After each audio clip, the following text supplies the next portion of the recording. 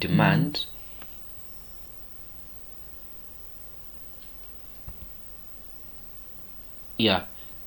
Yesterday we looked at demand, we defined demand. We also looked at the determinants of demand. We also looked at what we call a demand function. We also talked about the shift, the change in demand and also the change in quantity demanded. We differentiated those two terms. So today we're just going to continue from where we ended yesterday. Yesterday we said that when we're talking about a change in quantity demanded, we're just talking about a movement along a given demand curve, and that is something like moving from point A to point B here, moving from point A to point B. That is a change in quantity demanded. But when we're talking about a change in demand, we're talking about either an upward shift or a downward shift of the whole demand curve. So that is a change in demand. So a change in demand involves a shift, a total shift of the demand curve. The shift can either be upward or downward, depending on the cause. Okay. What is causing this change in demand? Is that cause or is that factor going to make the demand curve shift upwards or downwards? Okay, so that's a change in demand. So a change in demand is nothing but the total shift of the whole demand curve. It could be an upward shift or a downward shift. And yesterday we also talked about the law of demand.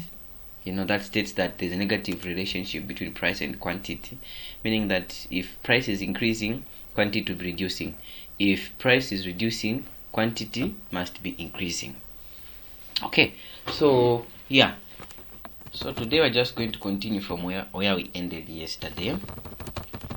Maybe one more thing worth discussing is what we call consumer surplus. So consumer surplus is just the value that the consumer is going to get from a given good, but they don't end up paying for that particular good. They don't pay for that value. That is consumer surplus. For instance, if I say that this session will end at, let's say, 2030, and then we reach 2030, and then I say, let me ask, let's say, 10 more minutes of your time. Okay, what you paid for is a 1 hour 30 session per day, but I've given you a service. I've given you that 10 minutes more like for free. So for you, or to you, that is your consumer surplus. You didn't pay for that 10 minutes. You only paid for 1 hour 30. So that consumer surplus is nothing but the value that consumers get from the consumption of a given good, but they don't pay for that particular value. It's just a surplus. So that is consumer surplus. Okay, so we understand more about consumer surplus when we talk about when we converge the two sides. When we put demand and supply together, that is when consumer surplus is going to make more sense. But for now, we should just know that consumer surplus is nothing but the value that the consumer is going to get, the value that the consumer is going to derive from the consumption of a given good. And the key factor is that consumers don't pay for that particular value. They don't pay for them to, benefit from that particular value.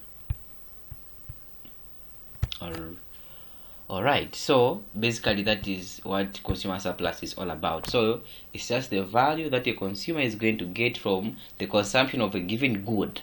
Okay, but they don't pay. They don't have to pay for that particular for that particular satisfaction. They just it's more like a surplus for them. It's just a surplus. Okay. Alright, so that is that. I'll talk about the graphs when we mix the two sides, the demand side and the supply side. That's when we'll discuss these graphs. That's when they'll make sense. Alright, so yesterday we did demand. Okay, we looked at demand, we defined demand, we defined the demand function, we defined the law of demand. We talked about the determinants of demand. We talked about the change in quantity demanded. We also talked about the change in demand. And today, to finish demand, we've also talked about consumer surplus. So remember, I said that there are two forces that exist in our market system, and that is the demand side and the supply side. So now that we've talked about the demand side, we can then talk about the supply side, and thereafter we should then combine the two forces so that we can now have what we call demand and supply model. All right. So what is supply? I did mention yesterday that when there is demand minus supply, you're going to have a disequilibrium in the market. At the same time, when there is just supply, okay, there is just supply, there is no demand, you're also going to have a disequilibrium in the market. So the two forces must exist for you to have an economy. The two forces must exist for you to have an economy. So demand alone does not make an economy. Supply alone does not make an economy. For you to have an economy, you need to have both the supply side and also the demand side. Okay? So when we are talking about demand, we say that, demand looks at, how many quantities can be bought at different prices. Okay, when the price is this, how much can you purchase? When the price is that, how much can you purchase? When the price is that, how much can you purchase? But now with supply, we are looking at it from the supplier perspective, from the supplier point of view. You as a supplier, when the price is 5, how many quantities can you supply? When the price is 10, how many quantities can you supply? Okay, how many quantities can you allow to sell? Okay, so that is supply. So demand basically looks at demand looks at a consumer. The emphasis is on a consumer because the consumer is the one who demands. Supply looks at the supplier, a firm that produces something. Okay, so that is why I said that you cannot have an economy when these two don't exist, or when just one is existing, the other one is not in existence. You cannot have an economy. So the consumers must be there, the suppliers must be there for you to have an economy. Okay, so supply basically is just how many quantities, or just the number of quantities a supplier, in this case, let's say a firm. So it's how many, the number of quantities that a firm can sell at different prices. The number of quantities that a firm can sell at different prices. So when the price is 5, how many quantities can you supply?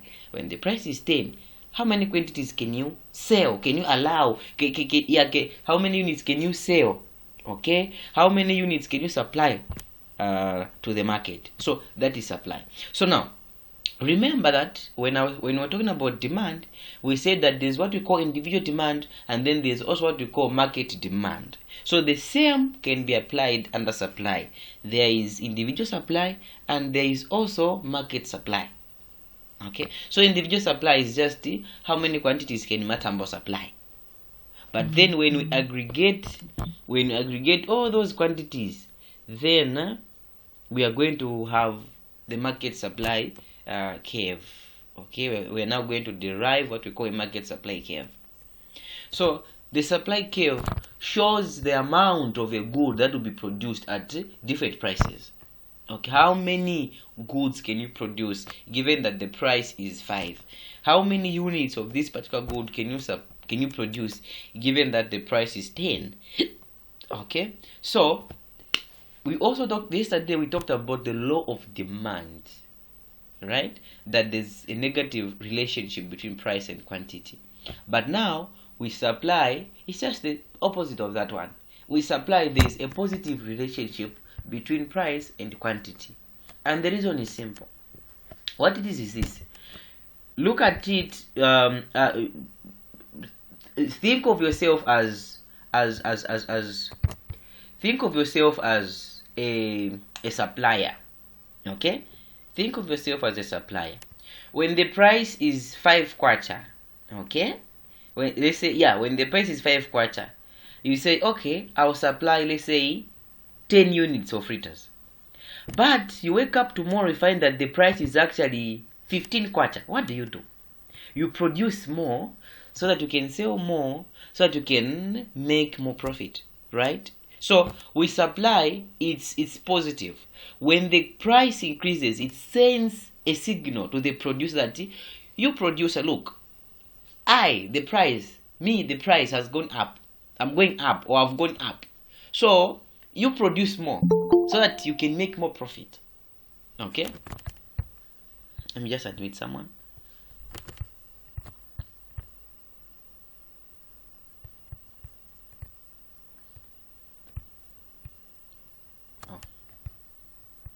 Yeah, so that is how supply behaves. So there's a positive relationship between price and quantity. As the price is going up, you as a supplier, you are supposed to produce more and supply more to the market. Why? Because you want to maximize your profit. You want to maximize your profit. The reason why consumers behave when you're looking at it from demand side, right? We say that there's a negative relationship. The reason is simple.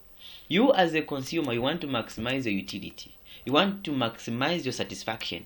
So with demand, when the price is increasing, for a consumer to maximize his or her utility, if the price is increasing, for them, the best thing they can do is reducing the quantity. That is the only way they're going to maximize their satisfaction. Okay, but with a supplier, as the price is increasing, it sends a signal that you have to produce more. So as they're producing more, it means that there is this positive type of relationship. As the price is going up, the quantity should also be going up.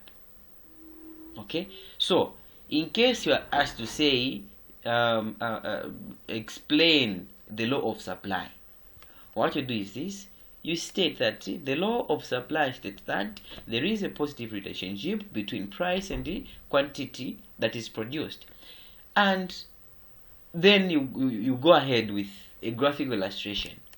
Okay, you show that, okay, when the price, let's say, is 5, let's say at P1 there, at P1, assuming that the price is 5, when the price is 5, the supply is going to supply, let's say, 10 units. When the price increases from 5 to 10, from 5 to 10, the supply is going to produce more. Okay, so the output is going to increase, let's say, from 10 to 15 units. So as the price is going up, it's sending a signal to the producer to say, produce more so that you can maximize your profit. Okay, so because of that, there is a positive relationship between price and quantity. So this is the opposite of what we were talking about yesterday, right? But here we're talking about a positive relationship. Yesterday we were talking about a negative relationship. So with supply, there is a positive relationship between price and the quantity. Alright, so we have defined market supply. We have also defined the law of supply, and we have also discussed how we can, explain the law of supply graphically. Okay, and the key factor here is that there is a positive relationship between price and quantity. As the price is going up, that acts as a signal to the producer, in this case to the supplier, to produce more so that they can make more profit. So that they can maximize their profit. Alright, so remember, we're just going to do the same thing we did yesterday. Okay, so let's talk about the determinants of supply. Okay, in some other books they say supply shifters. It's just the same thing. So let's talk about the determinants of supply. What determines supply? What affects supply? Okay, so the first thing is input prices. So for you to produce something, you need inputs. For you to produce fritters, you need flour, you need sugar, you need cooking oil, you may need to buy Zesco units, you need a pan, you need yeast, you need all those inputs. Okay? So, to simplify our analysis, let us assume that you want to produce maize, yeah? And for you to produce maize, you only need two inputs, capital and labor. Okay? Let us simplify our analysis in that manner. So for you to produce maize, you only need two inputs, capital and labor. So let us assume that the prices or the price for capital is fixed, fine. Let's keep it fixed like that. But then the price or the wage rate has increased. How is this going to affect your supply? Remember that for you to produce maize, you need these two factors of production. You need these two inputs. Okay? So, when there is an increase in the factor prices, okay, when there is an increase in input prices, that will have a negative impact on your supply. Okay? So, an increase, when there's an increase in the price of the factors of production, then that will have a negative impact on your supply. Because remember that for you to produce your maize, you need capital, you need labor. And then let's say that the minimum wage has been increased for your workers. Let's say from 800, it's now 1,600. That's the minimum you can pay them. Earlier on, or the previous year, you could pay them, an 800. But now, you're supposed to pay them double that amount. You're supposed to pay them 1,600. So it means that you have to cut on the number of workers to hire. You're going to hire less workers compared to the previous year. And now, since you have got fewer workers, it means that you have few factors of production compared to the previous year. Now, since you have few factors of production, it means that even their output is also going to reduce.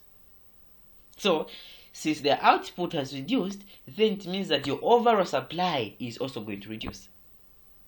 Okay? So, an increase in the factors of production, an increase in the factor prices, an increase in the factor prices will have a negative impact on your supply. Okay? And the opposite is true. When there is a decrease in input prices, okay? When there's a decrease in input prices, you as a supplier, you are going to take advantage of that. Okay? Labor has become cheap. What should I do? Let me hire more workers. Okay? I hire more workers, I punish them. They work more than they used to work earlier on, so that I can produce more. The more I produce, the more I supply. The more I supply, the more I maximize my profit. Remember that you are a supplier. You are a producer. Okay? So that is how input prices affect supply. Alright. Let me get feedback. Is this alright? Are we together?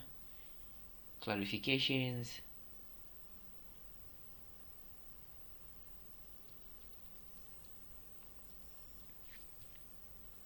Madam Ruth, can you get me?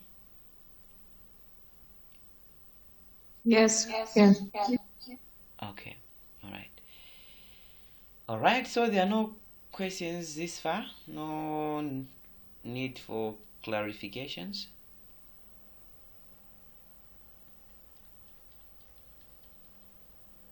Okay, the silence means that everything is alright.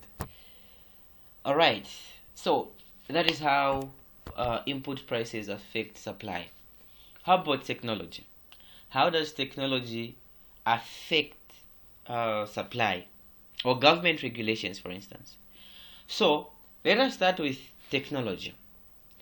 An increase in technological innovation will have a positive impact on your supply.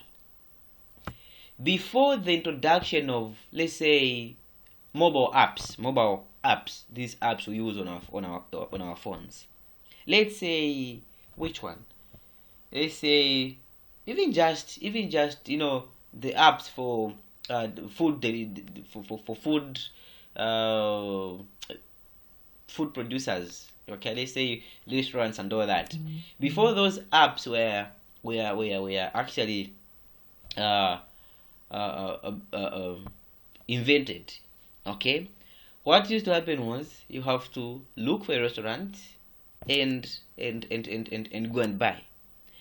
And what those restaurants used to do was they have to look for where the demand side is for them to supply.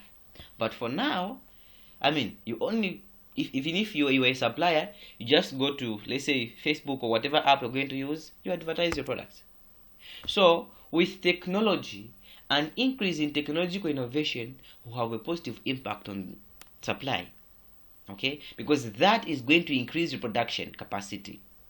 Okay, let's take the same analysis to a farm. In the olden days, you had to use, hoes, you had to use mapiki and all that for you to do your farming. But now, it's just a tractor, it's just a combine harvester, and the work is done.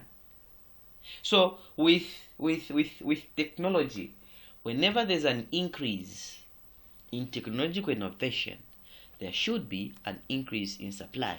So in that case, there's more like a positive relationship in this case. Whenever there's an increase in technological innovation, there should be an increase in supply. Okay? And whenever there's a reduction or a decrease in technology, in technological thinking, then that will have a negative impact on supply. Okay? And the same applies to government regulations. When the government from nowhere implements a policy where, for instance, every producer is not supposed to use, let's say every supplier, for instance, is not supposed to use a mobile phone, that will have an impact on supply, a negative impact on supply. Because for some, if not the majority, they are now depending on technology. They are now depending on technology for them to supply. So all those government regulations that more like impedes or that more like inhibit the production capacity of firms, such a policy will have a negative impact on supply. And all those policies that support producers will have a positive impact on supply. Okay? Because let us assume that you're a supplier and for you are an exporter. You supply and then you export. And then from nowhere the government introduces a quota, an export quota. You can only export, let's say, 500 bags of maize. But earlier on, you were able to export 5,000. So because of such a regulation, it means that your supply has been affected negatively because of the introduction of an export quota. You cannot export the same quantity that you used to export before the regulation. So any government regulation that affect the production capacity of a supplier will have a negative impact on supply. And every government regulation that has got a positive or that supports the production capacity of producers will have a positive impact on supply. Alright? How about number of firms? So every time we're talking about a market structure, okay, every time we're talking about market structures, it could be perfect competition, it could be oligopoly, it could be monopoly, oligopolistic, or whatever. What they usually pay attention to is the number of firms. The number of firms. How many firms? Okay, the number of firms determine the exact type of market structure you're falling into. If you have a billion number of firms, then it's obvious that you're dealing with with perfect competition. If you only have one firm, it's obvious that you're dealing with a monopoly. So, how does the number of firms affect supply? When a lot of firms are entering the market, okay? When a lot of firms are entering the market, each one of them is coming with their own amount of output. So the more firms you have, the higher the number of output. And the higher the number of output, it means that the higher the supply.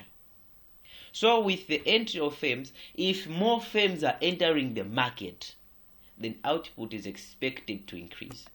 And of course, an increase in output translates into an increase in supply. Okay, so the more firms you have, the higher the level of output. And if firms are leaving the market, which means you now have the number of firms is reducing. If the number of firms is reducing, so will your supply be. Okay, so if earlier on you had 100 firms, let's say you are able to supply 1,000,000 units, then from nowhere, boom, COVID comes, everyone is grounded, you only have 20 suppliers. Then it means that even the supply side has also been negatively impacted. And this is what happened when COVID hit. Nobody anticipated. People were making plans. Corporations were making, unrealistic objectives. Okay, no, by the end of this year we should reach this level. By the end of this year we should do that. And then COVID comes, boom, everyone is grounded. Supply has been affected.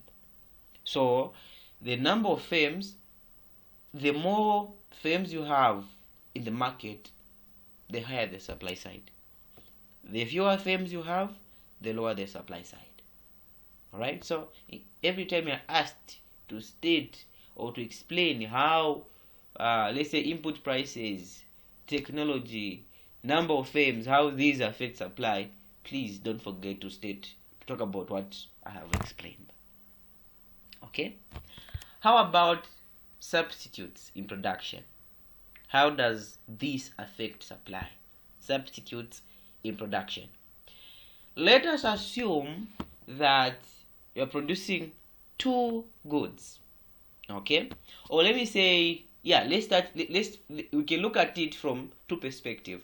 We can look at it from two products that you're producing. We can also look at it from two inputs that you're using to produce the output.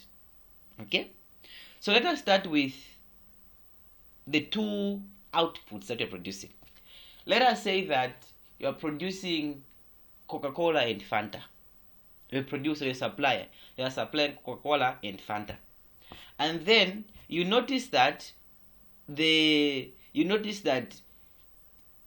even if you supply, let's say, 20 bottles of Coca-Cola and 20 bottles of Fanta, you see that, or you observe that actually I'm making more profit from Coca-Cola, then that will have an impact on your supply, because it means that you're going to increase production for that particular good that is giving you more profit. Okay, you're going to increase the production of that particular good that is giving you more profit and reduce the production of that particular good that is giving you a loss. So we are just assuming that in this case, in this type of market, you can easily substitute Coca-Cola for Fanta.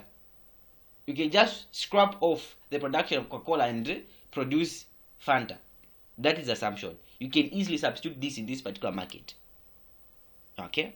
So in that case, that will have an impact on your supply side. You're going to increase the production, or you're going to increase the supply for that particular good that is giving you more profit, and reduce the supply of that particular good that is giving you a loss. Okay? Alternatively, let us look at this from the input perspective. You are using capital and labor to produce, let's say, maize. Okay? You are using capital and labor to produce maize. And we are making a very fine assumption that you can substitute capital for labor and or labor for capital. Okay? We are making that assumption that you can substitute capital for labor or labor for capital. If this can happen, if you say that labor is proving to be difficult to work with, okay, your workers are talking back to you, they are backbiting, they're not productive, and using the assumption that we have stated, you can easily substitute this for that. Then you find it easy for you to remove capital, and remove labor and work more with capital. So that will also have an impact on your supply. If the more you use capital, the more your output is, then it means that that decision that you've made is going to have a positive impact on your supply. But if you as a manager, you have made this decision, and you still need people to work with your capital, and you have removed those people, then it means that will have a negative impact on your supply. So this therefore means that for you as a manager, before you make that particular decision, you have to look at the marginal impact of your decision. If I work more with labor, what will happen to my output? If I work more with capital, what will happen to my output? Will my output increase or reduce? If it increases, well and good, you're going to maximize your profits. Okay. Are we still together?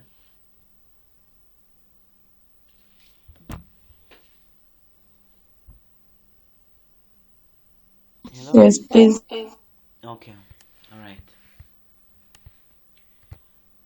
Alright. Then we can continue. How about taxes? So never mind about the excess tax or the ad valorem tax. Never mind about those terms. Okay? So with taxes, it depends with the nature of this tax. Yeah? If you are a supplier of, let's say, drinks, and then from nowhere ZRA decides to increase the tax rate for you as a supplier, that will have a negative impact on your supply. Okay? Because let's say that initially you were paying per every, let's say it's an ad valorem tax, per every amount you produce.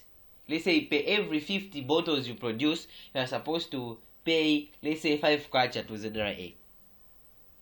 And then boom, you find that per every 50 bottles you produce, you are not supposed to pay 20% to ZRA. That will have a negative impact on your supply, because you'll be like, what?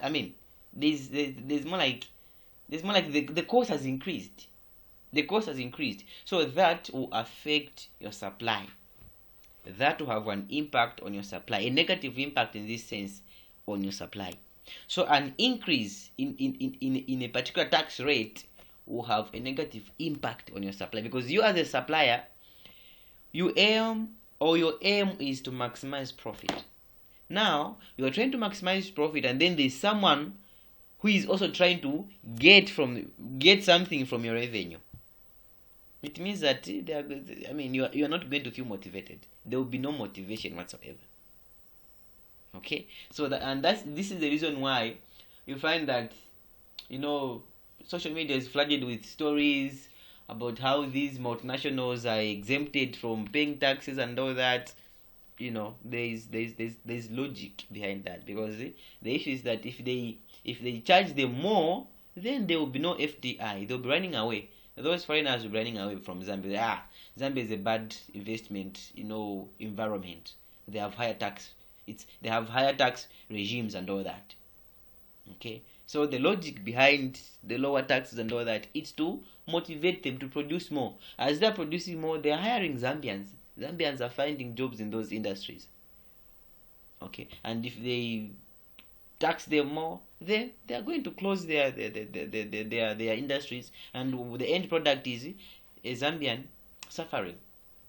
Okay, so what I'm trying to say is that with taxation, if there's an increase in taxation, that will have a negative impact on your production. Okay, and the opposite is also true. A reduction in the tax rate will more like give you motivation to produce more. Okay, so a reduction in taxes will lead to an increase in production, because you're going to feel more motivated. Zambia is a very good investment environment, because the tax rate is about 5% compared to this country where the tax rate is 50%. So let's go to Zambia. So that will actually increase supply. So the lower the tax rate, the higher the supply. How about producer expectations? Okay, you as a producer, you expect that the price for this particular commodity that you are producing is going to increase next month. What do? As a rational consumer, you are sure, you're expecting that the price of this particular good that you're producing is going to increase next year. The price will increase next let's say next month. What do? You're going to increase production. Okay, you're going to increase production so that by the moment the price is increasing, boom, you are supplying to the market. Okay, you are supplying to the market, things are going, you're making your profit.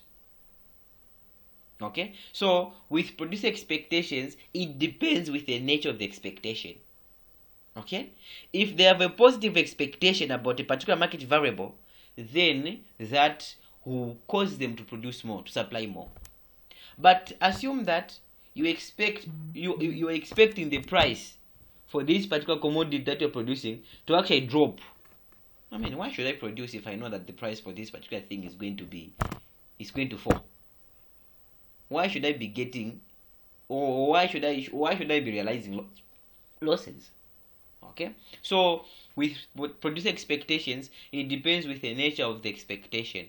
If there's a positive expectation about a given market variable, then that will more like act as a motivation for producers to produce more.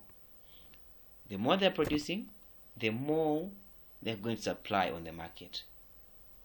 Okay, and if they're expecting that particular variable to, let's say, to drop, in this case, let's say price, you are a producer, you are expecting that the price for your commodity is going to reduce, it's automatic that you're going to cut on production. You're going to lay off your workers. Let's say 70% of your workforce should go. You're only going to remain with 30%. Because the key is that if you maintain the number of workers and then your product price is going to fall, you're going to have lower revenue and you're supposed to pay your workers. So for you to maximize your profit is to lay off your workers. 70% of your workforce gone. At least I deal with the 30%. Okay? So these are the shifters of supply. These are the determinants of supply. Okay? Alright, so with what I've explained, are there questions? Questions, please ask a question. Clarifications. Sorry, if you can just go back to the first two shifters, is it input prices? Okay. As well as government regulations. I missed that. Okay, fine. Yeah, so with input prices, we've said that, first of all, inputs are what you put in. Okay? Your sugar, your flour, your cooking oil and all that for you to produce fritters. Those are your inputs. Now, when, for instance, there's an increase in the prices of your inputs, there's an increase in the prices of your factors of production, if you are a rational producer, you must cut on production. Okay? So, the key is that an increase in input prices will have a negative impact on supply. Since the wage rate has increased, you are going to hire fewer workers, and since you've hired fewer workers, the output is also going to reduce. Okay? And since your output has reduced, your supply ultimately is also going to reduce. Okay? And the opposite is true. When there is a reduction in input prices, we expect supply to increase. Why? Because initially you used to pay your garden boy a 500 kwacha, and then from nowhere he seems to be a good person, a considerate human being. He comes and tells you, boss, no, ndama man pasa ya kula. should start giving me a 250. I'll be like, oh fine, I'll hire two garden boys so that they can increase my production. So earlier on, this guy used to give you, let's say, 50 bags of vegetables. You hire two, you have 100 bags of vegetables. Why? Because the input prices has reduced. So with input prices, if there's an increase in input prices, that will have a negative impact on your supply.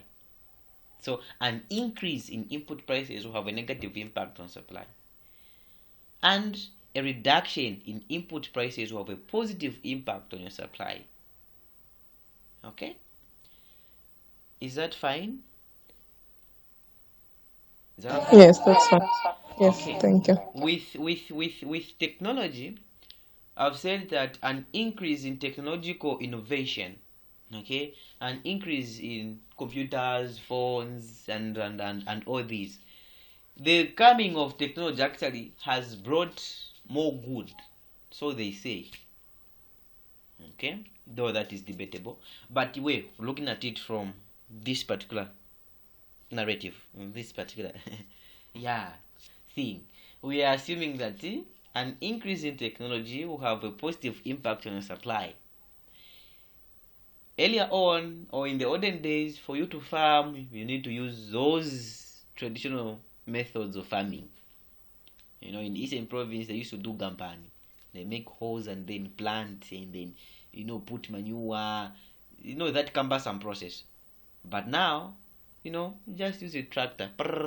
You plant. The tractor is going to plant for you, actually. Okay? And then you apply your fertilizer. Off you go. So, with technology, an increase in technological innovation will have a positive impact on supply.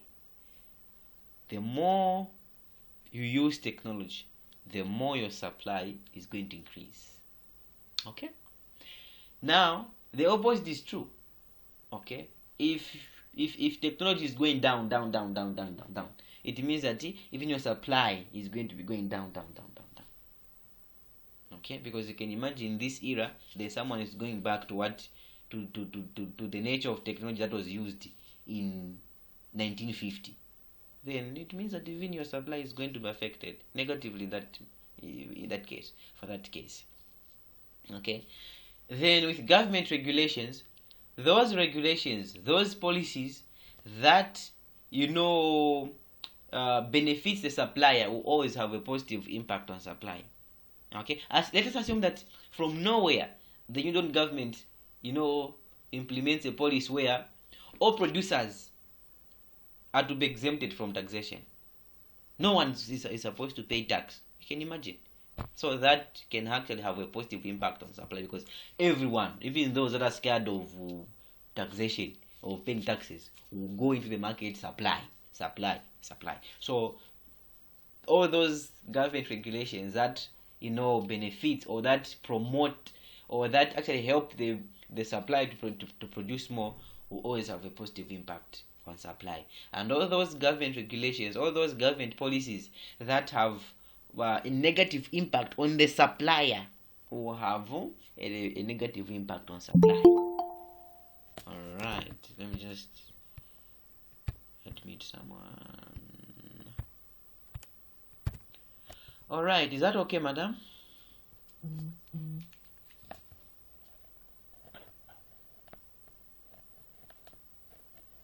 Is that okay?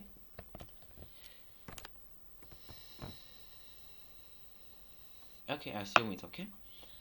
Yeah, so yesterday we looked at the demand function and today we are looking at the supply function. It's just the other side of the coin.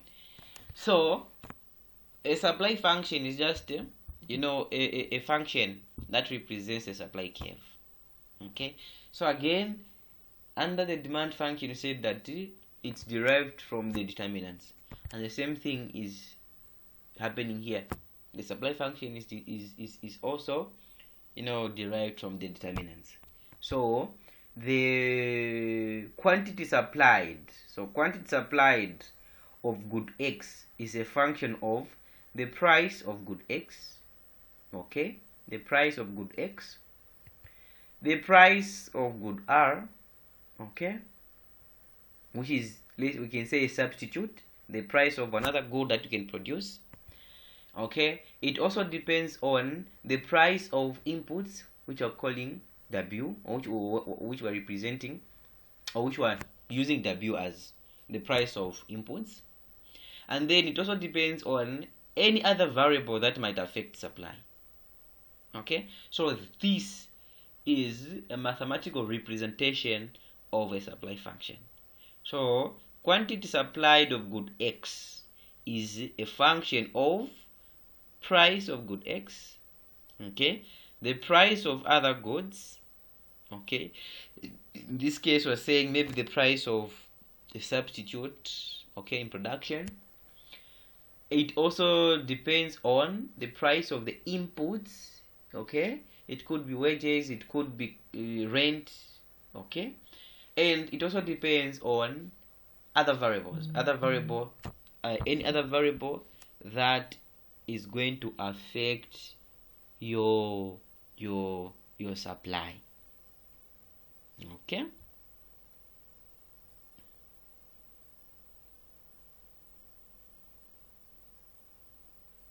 all right, so that is our supply function. So every time you're asked to say, you know, write a supply function, this is what you're supposed to do. You show that quantity supplied of good X is a function of these variables, and then you back up your mathematical representation. You briefly explain what these things are. So QXS is just the quantity supply of good X. Then PX is the price of good X. PR is the price of a production substitute. W is the price of inputs. Then H is other variables that might affect your supply. Then you are home and dry. Alright. Now, we talked about the inverse demand function yesterday, and today we're talking about an inverse supply function. Okay, so what we did yesterday is the exact thing that we're supposed to do today. Same thing, same mathematics, same steps, same everything. And since we said that with demand there is a negative relationship between quantity and price, with a demand function there will always be a negative. Price will always carry a negative sign. Please get that right. With a demand function, price will always carry a negative sign. But with supply, we've said that there's a positive relationship between price and quantity. And that being the case, then with a supply function, price will always carry a positive sign. Okay? Price will always carry a positive sign with a supply function. The reason is simple. We are following the law of the law of supply. In this case, there's a positive relationship between quantity and price, and because of that, then price will always carry a positive sign. Okay, fine. So, with that being said, the aim now is to get an inverse supply function. The aim is to get an inverse supply function, and an inverse supply function is just, it's just a function where price is made a subject of quantity. Okay, or price depends on quantity. Price becomes a subject of the formula. That is an inverse supply function. With an inverse demand function, it's the same thing. So inverse just means you are, doing the opposite. You're doing the opposite. Okay.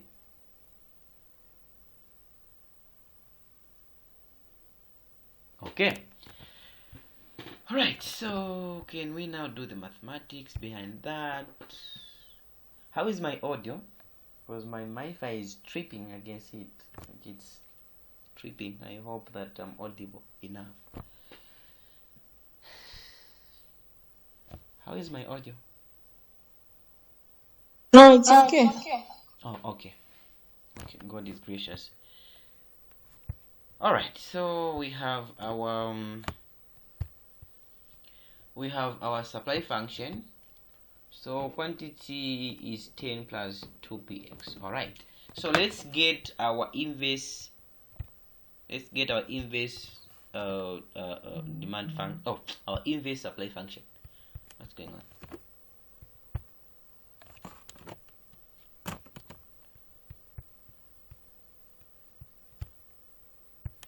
Okay.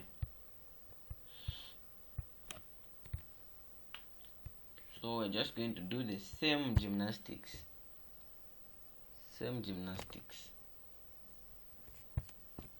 That we did yesterday.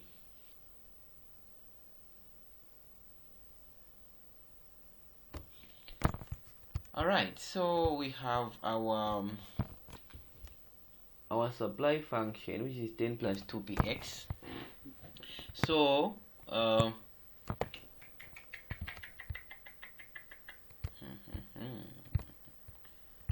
this thing is going to misbehave today. Madam Rose, kindly confirm if you're able to see the whiteboard. Yeah, you can see it. Okay. So we have quantity supplied, sorry. So the quantity supplied of good X is equal to, so we have 10 plus 2px. We have 10 plus 2px plus 2px. Good evening, Mr. Lungu. Good evening, ma'am. What's the W in the supply function? I didn't see that one. The W. The W is just price of inputs. Okay, thank you. You're welcome.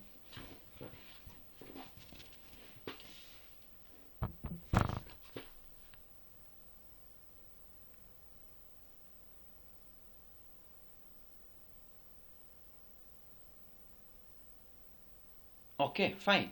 All right. So we want to get an inverse supply function. So the aim is to make px the subject of the formula. Okay. The aim is to make px the subject of the formula for us to get an inverse supply function. Okay. So how do we do that? Remember that we need to do some shifting. Something must be shifted somewhere. Okay, so what we can do is, let us keep our positive 2px the way it is as a positive number. Okay, so we say 2px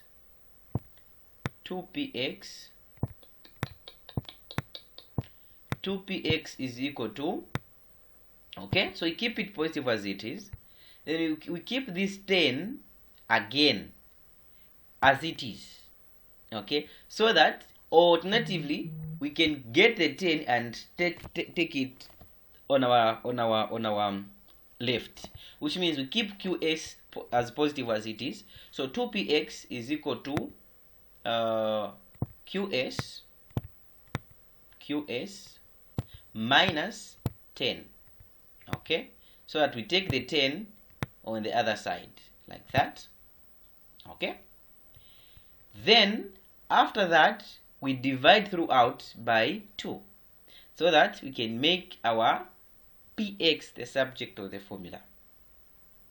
Okay, so that we can make our px the subject of the formula.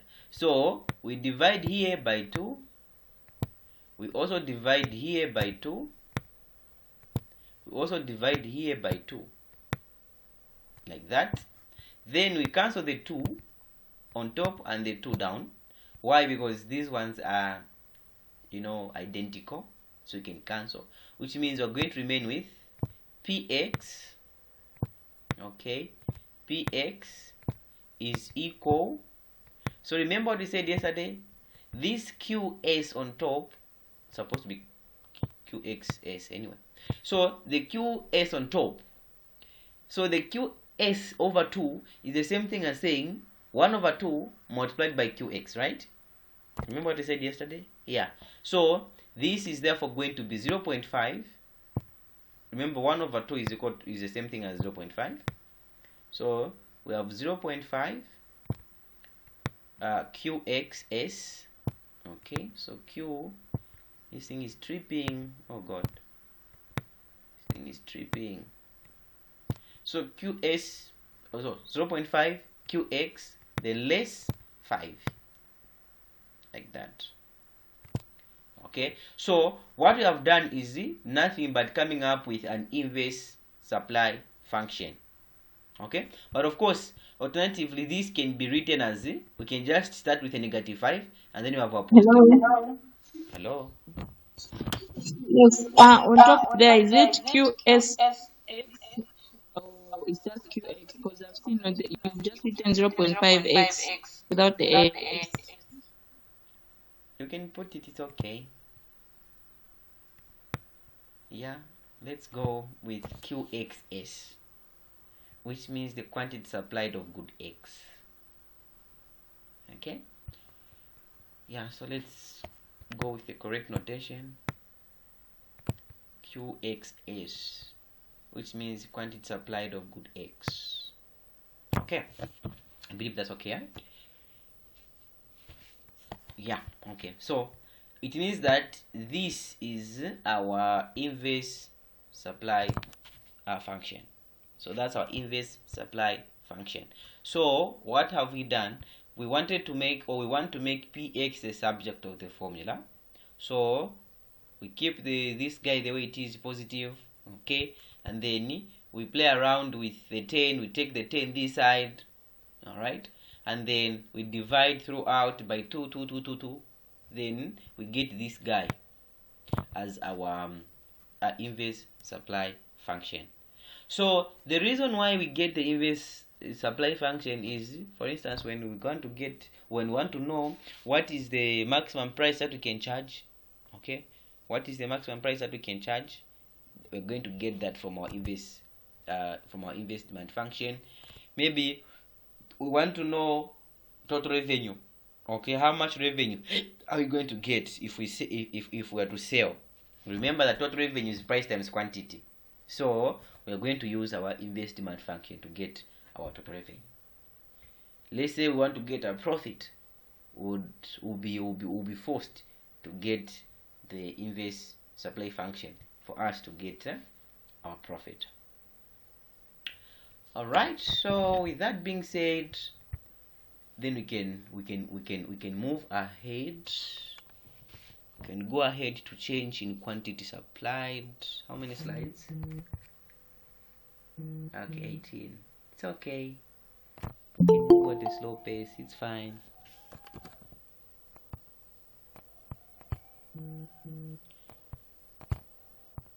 I need to admit someone. Sorry.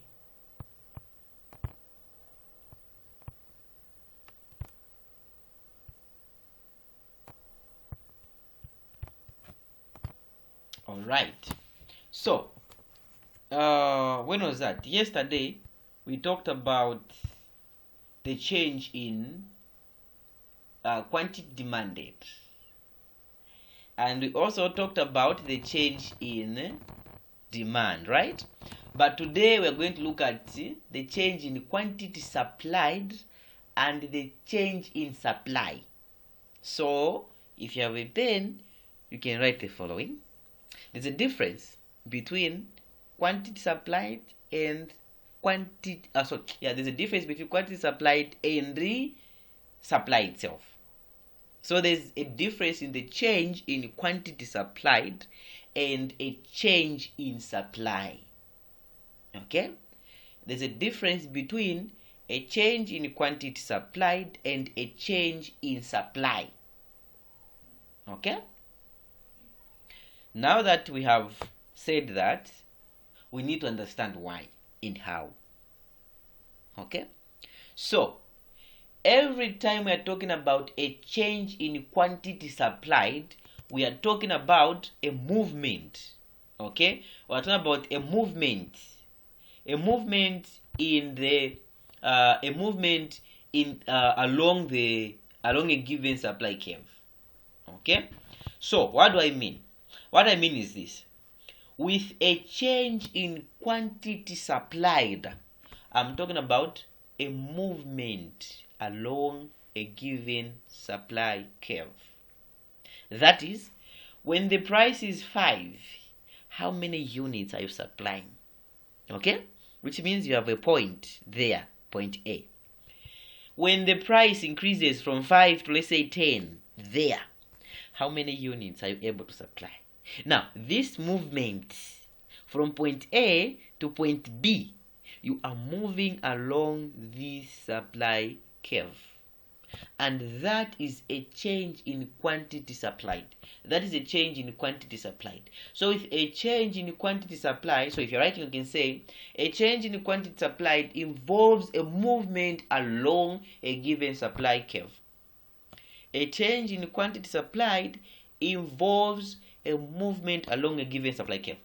And that movement is what we are talking about here. So when the price is 10, you are producing 5 units. When the price is 20, you are producing 10 units. Movement from point A to point B, that is a change in quantity supplied. Because check, when the price is 10, you are producing 5. When the price is 20, you are producing 10. So there is a change in the quantity, actual quantity that you are supplying to the market as a result of the change in the price. So a change in the quantity supplied involves a movement along a given supply curve.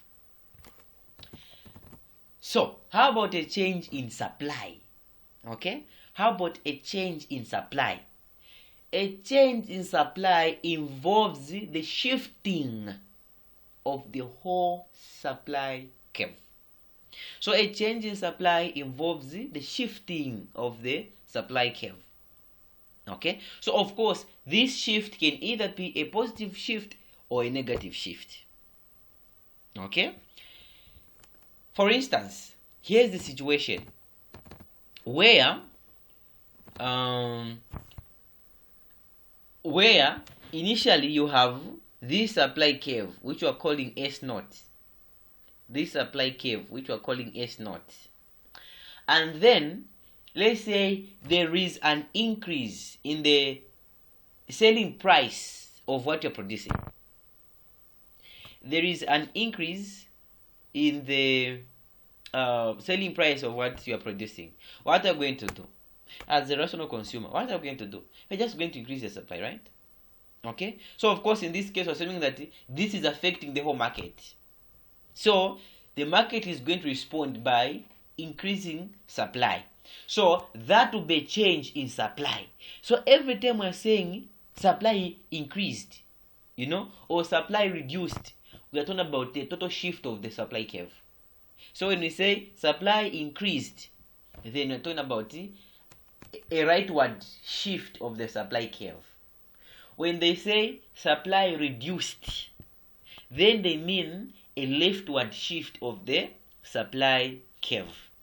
So an increase in supply involves a rightward shift of the supply curve, whereas a decrease in supply involves a leftward shift of the supply curve. So that is the difference between between a change in quantity supplied and a change in supply. With quantity supplied, you are just moving along the supply curve. But with a change in supply, it's the whole supply curve that is shifting, either to the right or to the left, or either to the right or the left, depending on the nature of the cause. Okay, depending on the nature of the cause. So the shift can either be to the right or to the left. Alright, so that is the difference between a change in quantity supplied and between a change in quantity supplied and a change in supply. Let me get feedback. So I'm testing my network. When I say I get feedback, I just want to know if I'm audible. Okay, so we're together, right? All right. Any questions, clarifications, contributions? Yes, Mr. Francis, please just speak. Mr. Mpanza. Yes, Mpanza. I've just joined a bit late. I thought we were supposed to start at 20 hours. Okay, sorry. Yeah. I'm trying to understand what you are just from explaining about the quantity. If we're talking about the quantity, we are just saying that it will move just along that line. Yes. And if there is a change in the supply, it's where the whole line will move. Yes. It's what you're saying. Exactly. Okay, thank you then. You're welcome, sir. You're welcome. Yes. So with a change in quantity supplied, we're just moving along the supply curve. Okay, so it is the change in the actual quantity that you're supplying. Okay, the change in the actual quantity that you're supplying as a result of a change in the price. So in this case, the determining factor of this whole change is the price. The price has increased. So this is telling you as a supplier to say, supply more. Okay, instead of producing 5, increase from 5 units to 10 units. So since you are talking about a change in quantity supplied, then you're just moving along a supply curve. Now here is the rule of the thumb. Okay, and this rule is that a change in price, any change in price, okay, so if you're writing, you can write any change in price will lead to a movement along the supply curve. Any change in price will lead to a movement along the supply curve. So if you have written, fine. The next statement say, write any other change except a change in price. Okay, any other change except the change in price will lead to the shifting of the supply curve. I'll explain. Okay, so the first statement is a change in price involves a movement along the supply curve, and that means that you are talking about a change in quantity supplied. Okay, so a change in price will always cause or always lead to a change in quantity supplied. Okay, so a change in price will always lead to a change in quantity supplied. But any other change, okay, any other change except the change in price will lead to the shifting of the supply curve. So what you have written or what I'm from explaining also applies to the demand side. Okay, it also applies on the demand side. A change in price will lead to a movement along a demand curve. Any other change will lead to the shifting of the demand curve. Okay, so the same can be applied either to the demand side or to the supply side. The analysis is the same. Okay, so what I'm from saying is that a change in price will lead to a movement along a supply curve.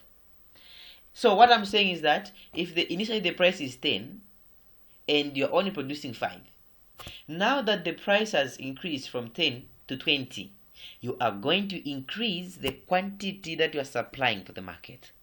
So in this case, you're increasing from 5 to 10. But if there is let's say a change in what? A change in another factor except the change in price, of course. So let's say there's a change in what? Let's say there's a change in demand for this particular commodity. Yeah, let me say that.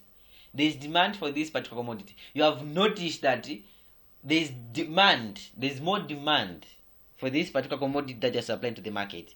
What are you going to do? In that case, the market is going to respond by increasing supply. Alright? So, with price, With price, the response will be increasing the quantity supplied. But with a change in supply, it is the whole supply curve that is going to shift. It is the whole supply curve that is going to shift. I was thinking of logging in with my phone. It's easier for me to do the writing using my phone, because I can just use my finger and do all that than using the touchpad on the PC. I don't know if it's going to work anyway, but for now let's just go ahead with the PC. Yeah, so that's what it means. So a change in supply, the point I'm trying to stress is that a change in supply involves the shifting of the supply curve. It can either be positive or negative.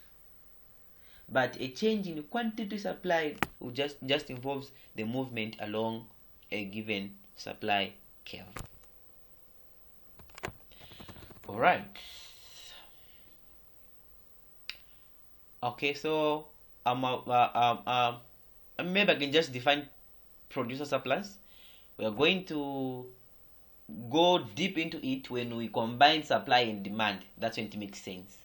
When we use the demand and supply model, that's when we are going to understand the consumer surplus and producer surplus. Yeah.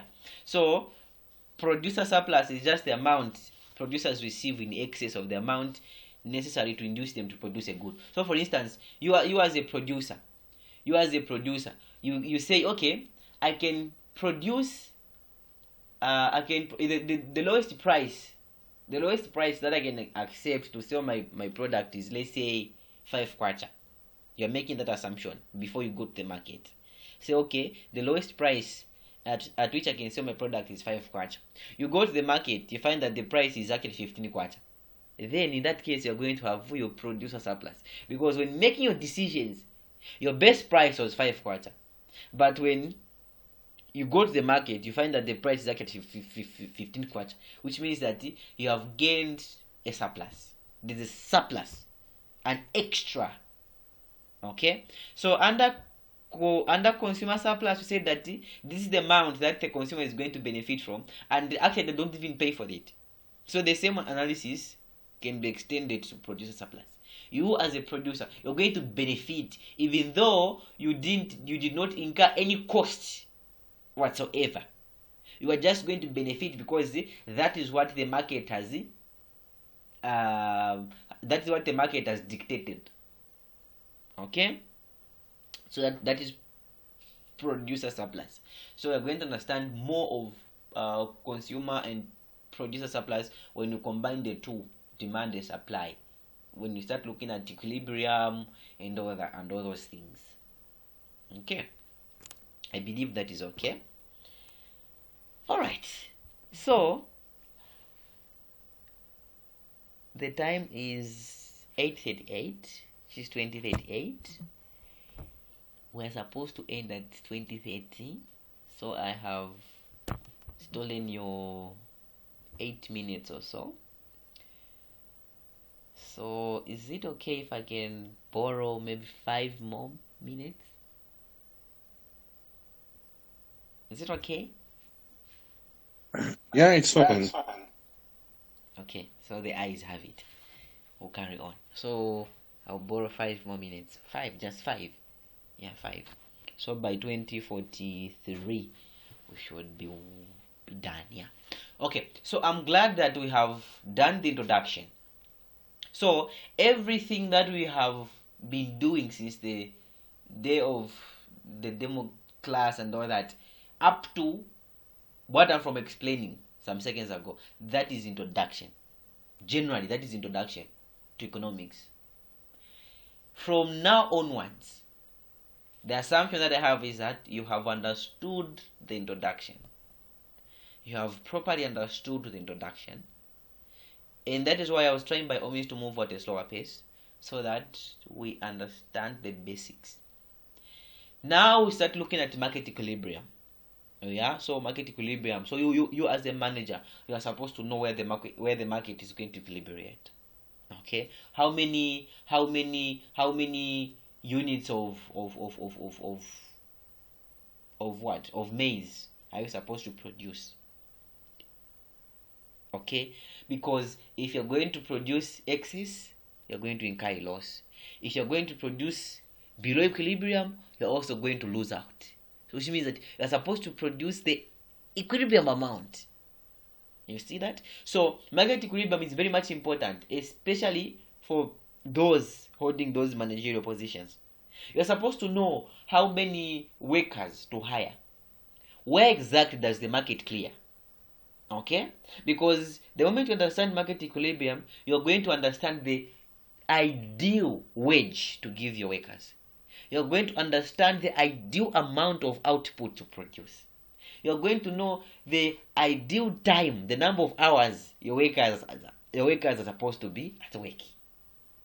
If you understand market equilibrium. So from now onwards, I assume that we have understood the basics and all that. Yeah, so that we can now start doing the actual economics. Alright? So, which means that tomorrow is what? Today is what? Today is Monday. So tomorrow is Tuesday. Yeah, so which means that tomorrow we are going to go back to our usual time to avoid this this mistake of somewhere thinking that it's at 20 and all that. So tomorrow, which means that we're going to